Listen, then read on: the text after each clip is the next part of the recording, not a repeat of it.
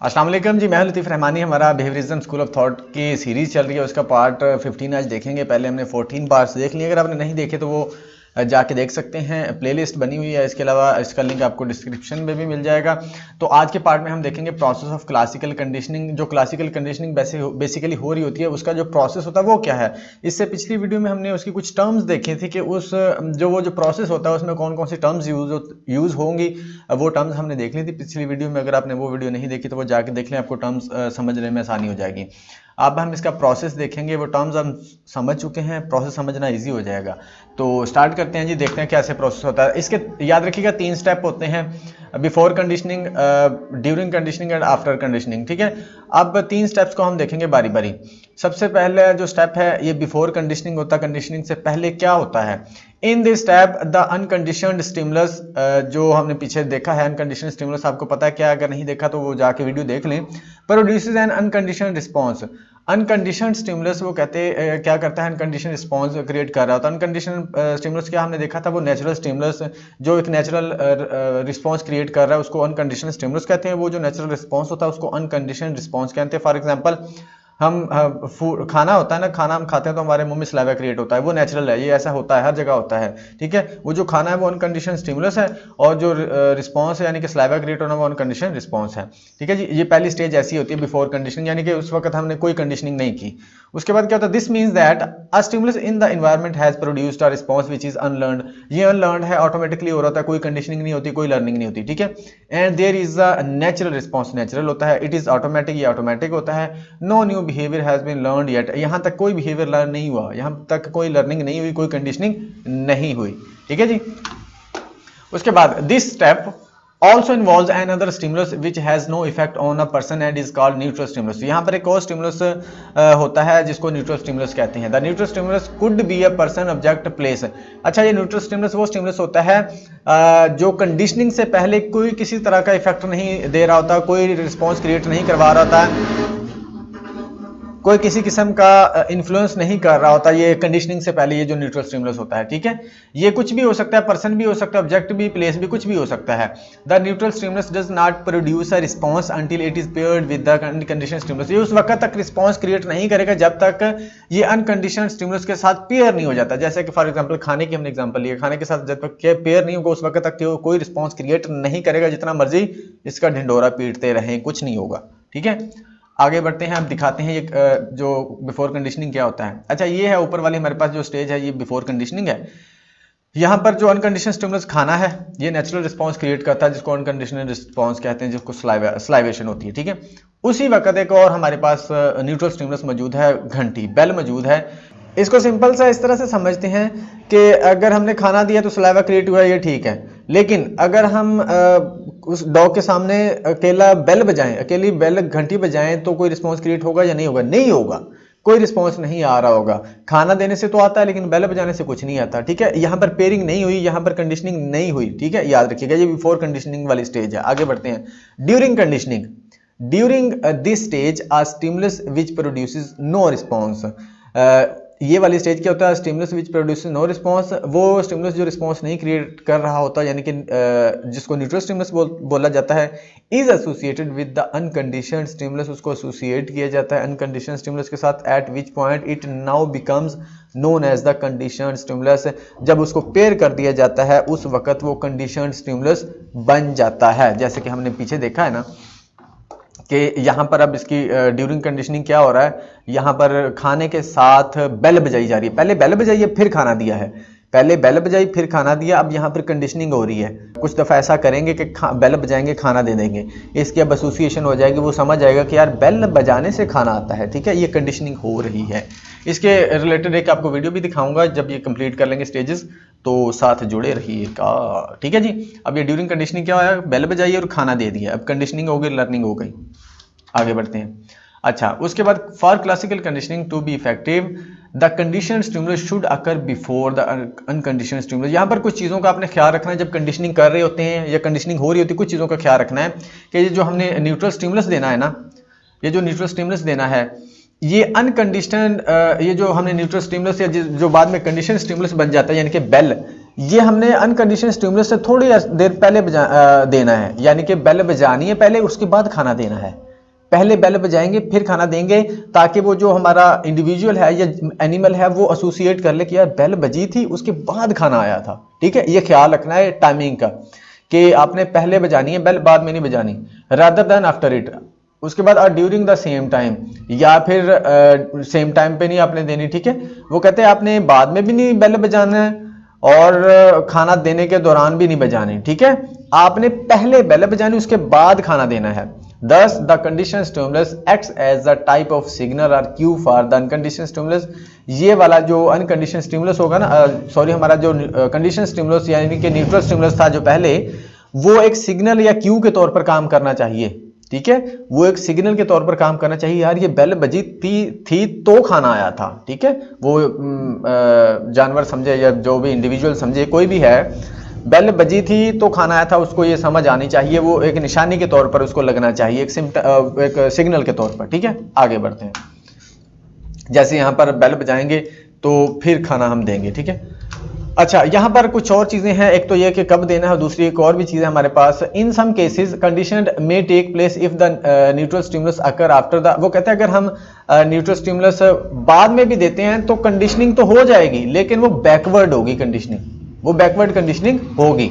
But this normally disappears quite quickly, लेकिन ये disappear हो जाती है, भूल जाता है। The most important aspect of conditioning stimulus is the it helps the organism predict the coming of the unconditional stimulus.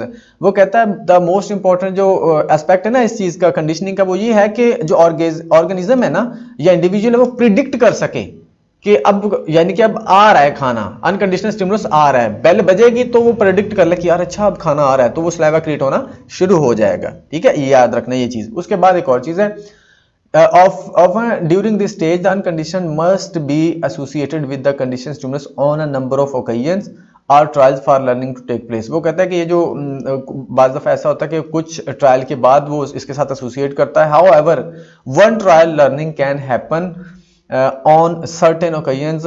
अच्छा, इसको पहले ऊपर वाले पार्ट को समझते हैं कि आपने अगर कंडीशनिंग करवानी है ना, लर्निंग करवानी है, एसोसिएशन करवानी, तो आपको कुछ मतलब कि कुछ दफ़ा करना पड़ेगा। ये नहीं कि एक ही ट्रायल में करना पड़ेगा, कुछ आपको डिफरेंट ट्रायल्स करने पड़ेंगे, 2 3 4 5 ट्रायल्स करने पड़ेंगे, उसके बाद कंडीशनिंग होती है।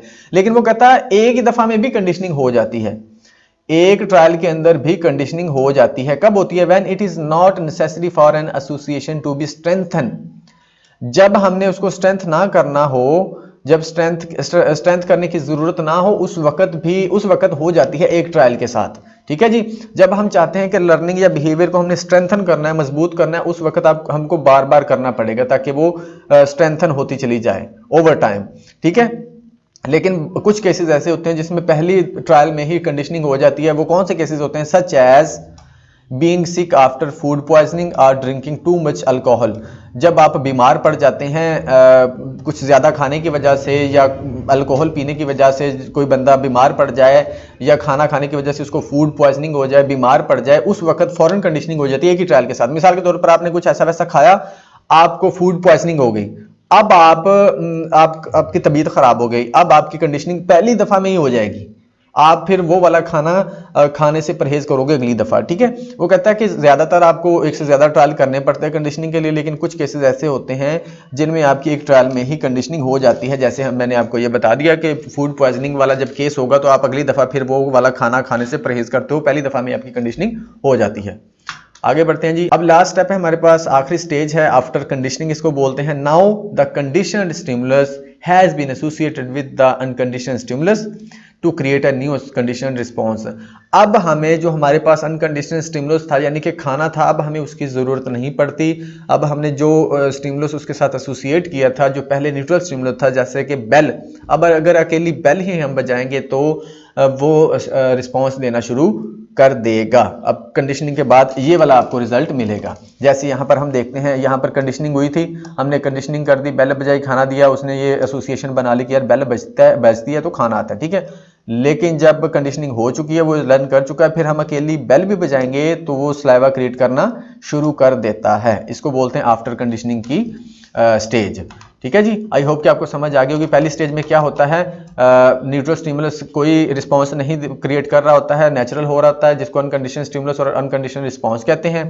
ठीक है जी, उसके बाद हम सेकंड स्टेज में आते हैं, कंडीशनिंग करवाते हैं। कंडीशनिंग करवाते हैं तो उसमें आप क्या करते हैं, पहले बेल बजाते हैं फिर खाना देते हैं। अच्छा, इसमें याद रखना है कि पहले आपने बेल बजानी है, अदरवाइज वो गड़बड़ हो जाएगी। बाद में भी नहीं देनी, ड्यूरिंग भी नहीं देनी अगर आप कंडीशनिंग अच्छी करना चाहते हैं। बाज़ दफ़ा हो तो जाती है कंडीशनिंग, लेकिन फिर वो इतनी इफेक्टिव नहीं होती, जल्दी भूल जाता है। इसके साथ साथ जो आपको अगर कंडीशनिंग करवानी है, एसोसिएशन करवानी है, एक से ज़्यादा ट्रायल करने पड़ते हैं। एक ट्रायल में भी कंडीशनिंग हो जाती है, लेकिन वो कुछ पर्टिकुलर केसेस होते हैं, जैसे फूड पॉइजनिंग वाली एग्जांपल दी थी। उसके बाद लास्ट स्टेज है कि यहाँ पर अब आपको असल जो स्टिमुलस है, यानी कि फूड देने की भी ज़रूरत नहीं है, आप वो वाला न्यूट्रल स्टिमुलस जो पहले था कंडीशनल स्टिमुलस दे देंगे। अच्छा, जब कंडीशनिंग हो जाती है ना, उसके बाद जो बेल होगी ना, वो कंडीशनड स्टिमुलस होगी, और बेल की वजह से जो रिस्पॉन्स आ रहा होगा वो कंडीशनड रिस्पॉन्स होगा, याद रखिएगा। ठीक है जी, अब वीडियो देखते हैं, वीडियो में आपको बताता हूं कि ये कैसे कैसे हो रहा होता है प्रोसेस। अब सबसे पहले हम देखेंगे बिफोर कंडीशनिंग क्या होता है। बिफोर कंडीशनिंग यानी कि खाना मिलता है तो नेचुरल रिस्पॉन्स सलाइवा क्रिएट हो रहा होता है। ये देखें, अब ये खाना मिला है उसको, डॉग को, तो अब इसका नेचुरल रिस्पांस क्रिएट हो रहा है। नेचुरल रिस्पांस कैसे क्रिएट हो रहा है, ये देखिए साइड पे लगी है ना, सलाइवा क्रिएट हो रहा है, देख रहा है वो। ठीक है, अच्छा अब आगे बढ़ते हैं। अब वो क्या करता है, अब देखें यहां पर वो क्या कर रहा है, उसने क्या किया, यहां पर अब कंडीशनिंग हो रही है। पहले उसने बेल बजाई है, ये आप देखें कि यहां पर वो क्या कर रहा है, मेट्रोनोम बजा रहा है। यहां पर देखिए वो मेट्रोनोम बजा रहा है। अब ये पहले बजाया उसने, उसके बाद खाना देगा। ये देखें पहले बजा रहा है, ये टिक टिक की आवाज आ रही है। ये देखें पहले उसने बजाया, उसके बाद खाना दिया है। ठीक है, अब आफ्टर कंडीशनिंग क्या होगा, अब कंडीशनिंग के बाद आ जाते हैं। Whatever the stimulus, his dogs could soon be conditioned to produce saliva.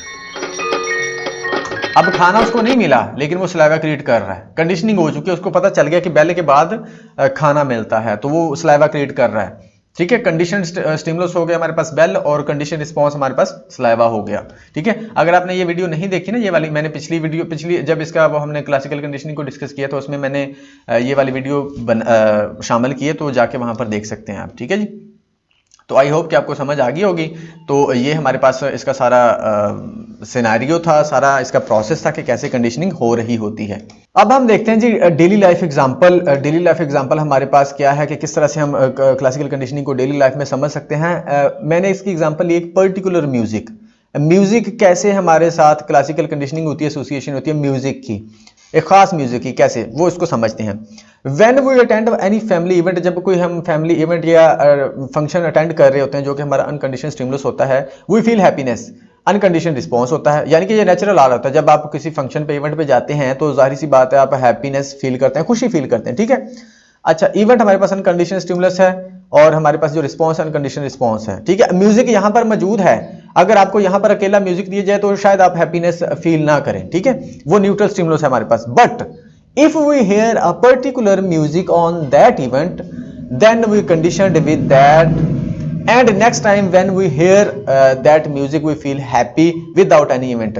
अच्छा, अब उस इवेंट पर अगर कोई भी म्यूजिक हो सकता है, ये पर्टिकुलर का मतलब ये नहीं कि कोई खास म्यूजिक है, कोई भी म्यूजिक अगर वहां पर चल रहा होगा, उस इवेंट पर कोई भी म्यूजिक चल रहा होगा, तो वो म्यूजिक फिर उस इवेंट के साथ एसोसिएट कर लोगे आप, और हैप्पीनेस की फीलिंग को आप डायरेक्टली फिर एसोसिएट कर लेते हो, उसके साथ कंडीशन कर लेते हो म्यूजिक के साथ। अगली दफा जब आप वही वाला म्यूजिक सुनते हो ना, तो फिर इवेंट नहीं हो रहा, देखिए इवेंट नहीं हो रहा, लेकिन अगली दफा आपने जब वही वाला म्यूजिक सुना तो वो आपको इवेंट वाली सारी सिचुएशन याद आ गई, और आपको वो हैप्पीनेस वाली फीलिंग भी आने लगी, सेटिस्फेक्शन वाली फीलिंग भी आने लगी, अच्छे वाली फीलिंग भी आने लगी उस म्यूजिक की वजह से। हालांकि इवेंट नहीं हो रहा, लेकिन उस म्यूजिक के साथ आपकी अटैचमेंट हो गई थी उस इवेंट की वजह से, क्योंकि उस पर चल रहा था। अच्छा, वो वाला म्यूजिक इवेंट से पहले भी तो मौजूद था, यानी कि वो न्यूट्रल मौजूद था, न्यूट्रल स्टिमुलस मौजूद था, लेकिन जब वो खास म्यूजिक खास इवेंट पर चला तो आपने ऑटोमेटिकली उसको एसोसिएट कर लिया उस इवेंट के साथ और अपनी फीलिंग्स के साथ। ठीक है, अगली दफा जब वो अकेला म्यूजिक चला तो आपने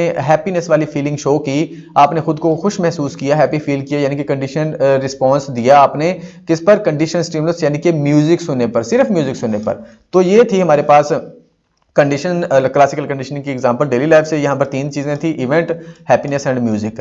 म्यूजिक पहले न्यूट्रल स्टिमुलस था, लेकिन जब एक खास इवेंट पर वो म्यूजिक चला तो आपने फिर जब अगली दफ़ा उस म्यूजिक को सुना तो फिर आप हैप्पीनेस वाली फीलिंग शो करना शुरू हो गए, आपको वो सारी चीज़ें याद आना शुरू हो गई। तो ये क्लासिकल कंडीशनिंग की एग्जाम्पल थी आपकी डेली लाइफ में। आई होप कि आपको समझ आई होगी। अगर समझ आई है तो चैनल को सब्सक्राइब कीजिएगा और वीडियो को लाइक और कमेंट करके भी अपना फीडबैक ज़रूर दीजिएगा। Thank you so much.